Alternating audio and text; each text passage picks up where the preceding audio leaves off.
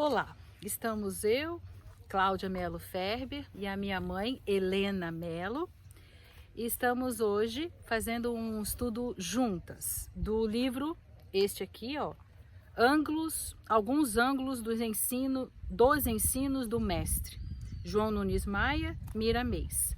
E nós abrimos ao acaso, e o capítulo é sobre igualdade, está em Mateus capítulo 7, versículo 12. Tudo quanto, pois, quereis que os homens vos façam, assim fazei-o vós também a eles, porque esta é a lei e os profetas. Então vamos lá. Fazer aos outros o que queremos que nos façam é o respeito aos direitos alheios. É sentir-nos semelhante um ser igual a nós mesmos, como os mesmos deveres e direitos perante a lei. Essa atitude estando em prática, não haverá discórdia, não haverá maldade, não haverá maledicência, porquanto a igualdade de deveres é direitos que nivela as criaturas. Cada um de nós pode agir de várias maneiras, como sejam aceitar ou não opiniões, apresentar ideias ou adiá-las para outra oportunidade, usar de energia ou continuar paciente, falar ou silenciar, e assim sucessivamente.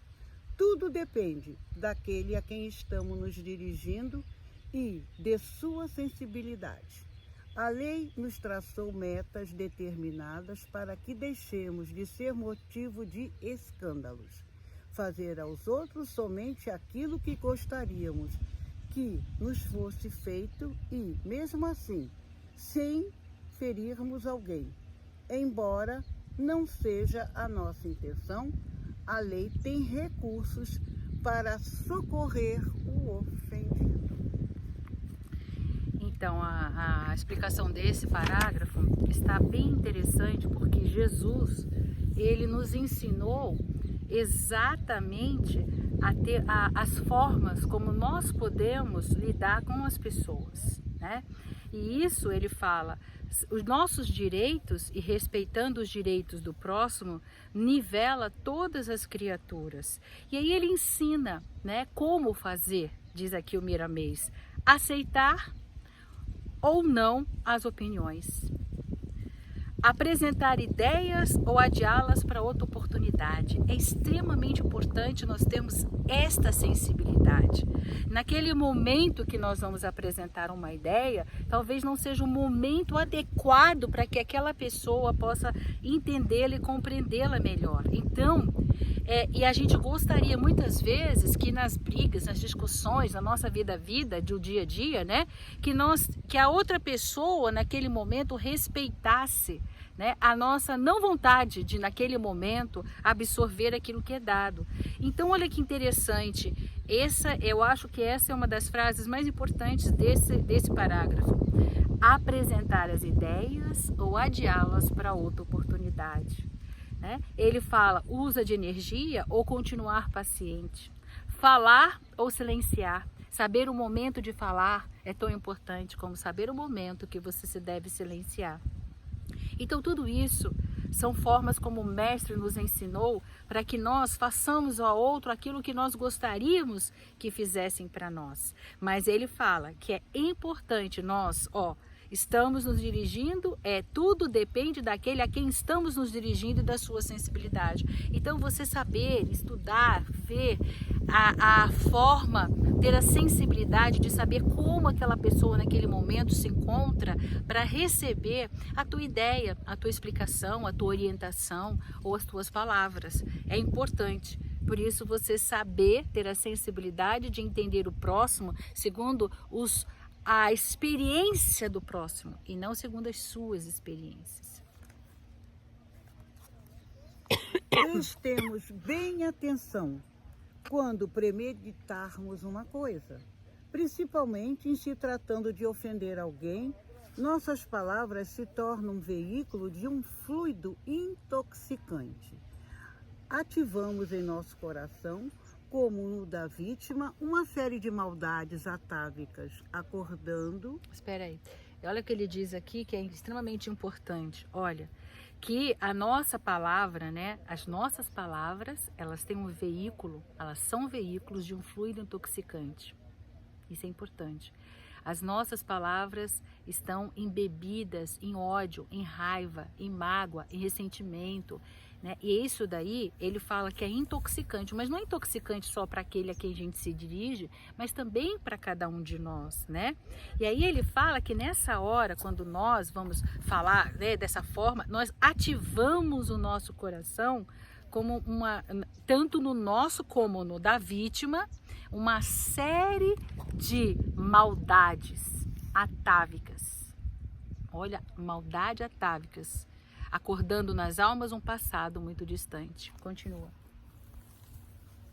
Acordando nas almas um passado muito distante, onde as duas pessoas se envenenam, criando um clima maldizente, eliminando todo o bem que porventura existisse entre as duas almas. Tudo isso por faltar determinado conhecimento das verdades evangélicas. Tudo isso por não conhecermos ou deixarmos de praticar rudimentos do amor. Tudo isso por termos nos esquecido da lei que a todos dá direito de viver, com iguais deveres e com idêntico respeito de uns para com os outros. Ser-nos-á fácil respeitar os direitos dos semelhantes se conhecermos Cristo, iniciando o aprendizado com Ele. É isso aí. O que ele está dizendo aqui é que não precisamos nem falar de outras vidas, né? Onde talvez nós estamos reunidos na mesma família para que nós possamos desatar, como diz Emmanuel, né, os laços do desamor para reatarmos em laços de amor. Então ele diz que em outros momentos, né, nós começamos na vida atual, em brigas, em discussões, a ativar situações antigas, situações de outras vidas, né? E aí vem aquilo tudo. Às vezes é uma coisa pequenininha que nós estamos discutindo e de repente aquilo vira um monstro, né? Na briga e na discussão atual, porque ativa em ambas as almas o passado, em outras vidas. E vamos pensar agora, nessa vida mesmo, né? Não vamos falar de outras vidas, nessa vida. Quantas vezes, né, nós estamos discutindo uma situação e aí nós vamos buscar lá no passado alguma mágoa, algum ressentimento que já se encontrava amortecido, esquecido, e aí nós trazemos para aquele dia para ressentir ressentimento. Ressentir, viver aquela mesma situação, só que num momento diferente. Já não é mais, o passado não pode voltar para o presente, porque não é mais a mesma coisa. E naquele momento, quando nós nos deixamos numa discussão, trazer esses ressentimentos que acordam, que despertam o nosso passado, e nós não tivermos o entendimento, nós podemos, né, os laços que já estavam se formando de amor, de carinho, de entendimento, de compreensão, pode cair tudo por água abaixo, né? Pois é. E aí ele fala que, olha, ser-nos-á fácil respeitar os direitos dos semelhantes se conhecermos Cristo, iniciando o aprendizado com Ele. Quer dizer, ele fala a necessidade de nós começarmos o nosso aprendizado com Jesus, porque vai transformar esses sentimentos antigos, né, em sentimentos de amor, de perdão, de generosidade, de solidariedade, de compreensão, de entendimento. Quem não se interessar por esse reino não poderá herdar os valores imortais da Boa Nova. O Cristo não é o mensageiro para os indiferentes, mas apresenta uma luz benfazeja para os homens de boa vontade. Não veio dar pérolas aos porcos, nem coisas santas aos cães. Surgiu, por misericórdia de Deus, no panorama do mundo como mestre incomparável. Quem ainda não chegou à idade de entrar na escola do Senhor, que se entregue ao tempo, preparador de almas. Mas não sirva de pedra de tropeço aos outros, nem motivo de escândalos para muitos, porquanto é ainda o Cristo que nos fala acerca dessa classe de espíritos, antes não tivessem nascido, se é necessário os escândalos, ai daquele por intermédio do qual o escândalo vier. Esse é um pedaço difícil para a gente discutir, né? Mas é interessante a gente lembrar que ele diz que não dá pérolas aos porcos, nem coisas santas aos cães. Interessante é que, vamos trazer para o nosso dia a dia, é que tem um momento que nós começamos a compreender as coisas. A maturidade faz com que nós vejamos as coisas que nós estamos vivendo de uma maneira diferente, com novos valores. Quer ver uma coisa simples? Quando a gente era criança, que estava na escola, a gente estudava para passar na prova. Então estudava só aquilo. Você já teve, talvez na sua vida, a última prova bimestral, faltava só 3 pontos, 4 pontos para você passar. Então você nem precisava tirar a média, digamos que a média na sua escola fosse 7. Então você estudava mais ou menos, chegava lá, tirava um 6, um 6,5, até mesmo 7, né? Mas você só precisava de 3 pontos. E esse é o momento, é o que nós pensávamos quando nós tínhamos lá 12, 13, 14, 15 anos, né? Mas quando nós entramos para a faculdade, nós começamos a ter uma maturidade diferente e aí nós vamos estudar além daquilo que é esperado de nós. Porque a nossa maturidade nos mostra a importância do que nós estamos aprendendo para o futuro nas nossas profissões. Nós sabemos que tudo que está sendo colocado ali, de alguma maneira, pode nos auxiliar. Então a gente não mais estuda para tirar a nota média da prova, mas para nós sabermos para o futuro. Percebe a diferença? Então nesse momento, quando Jesus nos fala que não se dá pérolas aos porcos, é a mesma coisa que como que nós vamos fazer uma pessoa entender que física quântica é importante quando a criança ainda está na 7ª série primária, 6ª série primária, não é verdade? E assim em todas as outras matérias, a importância das coisas, porque não temos ainda a maturidade. O tempo, as experiências, a necessidade vai fazer com que a pessoa veja os valores de uma maneira diferente e aí ela haja de uma maneira diferente. Então, quando ele diz aqui que é importante, né, naquele momento, ele diz que as pessoas que ainda não estão prontas para aquele compreensão e entendimento, né, elas vão ser entregues ao tempo preparador de almas. Quer dizer, o tempo é que vai fazer, com as experiências, com tudo que nós vamos viver, preparar nossa alma para que nós possamos compreender e atender, né, entender aquilo que está sendo mostrado na nossa vida, dar o valor devido, né? Mas, olha que interessante, que essa pessoa que ainda não está, né, no momento para compreender e absorver os ensinamentos do mestre, que ela não sirva de pedra de tropeço aos outros, né? Então, quando nós estivermos na escola, que nós sejamos aquele que faz o aviãozinho e atrapalha a aula, que faz brincadeiras, que faz com que todas as pessoas começam a não mais prestar atenção, tirar a atenção daquela aula, né? Você percebe? É isso, que você não seja uma pedra de tropeço. Se você não acredita, se você não aceita, se você acha que aquilo não vale para nada, não importa. O tempo é que vai trazer para cada um de nós a hora e o momento correto. Mas ele pede que nós não sejamos a pedra de tropeço na vida de ninguém, que nós não estimulemos o ódio, a raiva, a sensação de injustiça, né? Que nós não despertemos, como ele diz no parágrafo anterior, sentimentos tóxicos, com as nossas palavras tóxicas, no coração e na mente do outro. Deus fundou a Academia do Amor, colocando Jesus como mestre dos mestres, reduzindo milhares de livros em um só, o Evangelho. Nessas poucas páginas estão o céu e os anjos, a luz e a verdade, a caridade e o amor, a paciência e a humildade, o sorriso e a tranquilidade, a alegria e a mansidão, a confiança e o perdão, em bênçãos de luz. Fazer aos outros somente o que queremos que nos é regra áurea do Cristo, é começo da caridade, ao pensarmos nesse caminho, que outros preceitos surgirão e nos prepararem para o amor. São todos os ensinamentos que o Evangelho nos traz para a boa convivência, para a harmonia, para a compreensão mútua, para o equilíbrio, para o fluir melhor em todas as áreas da nossa vida, não só a familiar, como também a social e principalmente a profissional.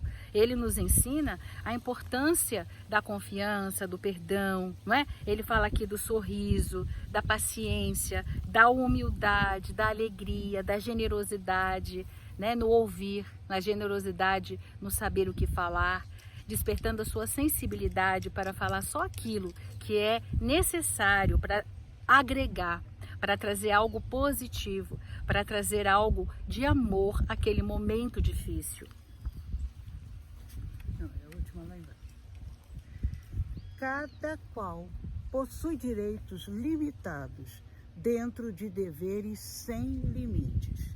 Os sábios não se preocupam em aumentar os limites dos direitos, e sim procuram com precisão até onde vão esses limites, para que o respeito seja hábito de cada dia. Todavia, não te perturbes com limites dos deveres. Procura ser útil a toda hora e por toda a vida. Ele fala uma coisa interessante aqui, né? Cada qual possui direitos limitados, né?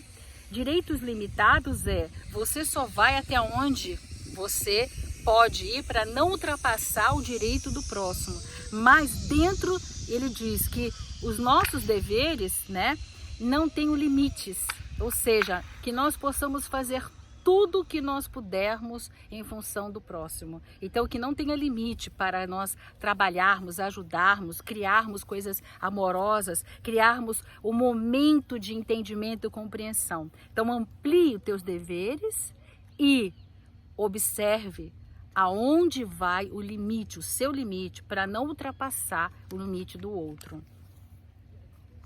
O Evangelho nos chama a todos de irmãos, conferindo igualdade a todos os espíritos, que em considerando a procedência única. Quanto aos graus evolutivos, a variedade é infinita, sem o que não haveria harmonia na criação. Contudo, em essência, somos iguais, carecendo um dos outros para atingirmos a luz.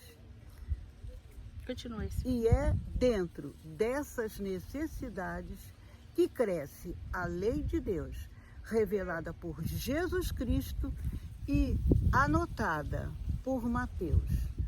Tudo quanto, pois, quereis que os homens vos façam, assim fazei a vós também a eles, porque esta é a lei e os profetas.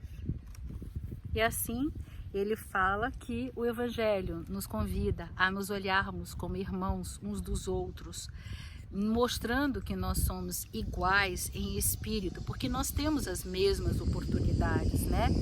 Porque nós viemos da mesma procedência, que é Deus, nosso Pai. Então nós temos as mesmas oportunidades, porque nós podemos respeitar o próximo. Quanto aos graus evolutivos, diz ele, a variedade é infinita, né? Sem que não haveria harmonia na criação. Então a variedade é infinita, mas nós podemos sim dar a mão para o outro levantar. E em toda posição, Emmanuel nos diz, nós estamos dando a mão a alguém para se levantar, mas ao mesmo tempo estamos recebendo a mão de alguém, de outro irmão, para nos levantar. Então é essa a compreensão de nós estarmos sempre nos unindo e sendo instrumentos de Deus, instrumentos do nosso Mestre Jesus, apesar das nossas limitações, apesar das nossas deficiências, mas que nós possamos ter consciência de todas elas e buscar sempre sermos melhores do que nós fomos ontem. Que assim seja. Abraços fraternos, graças a Deus. Abraços fraternos.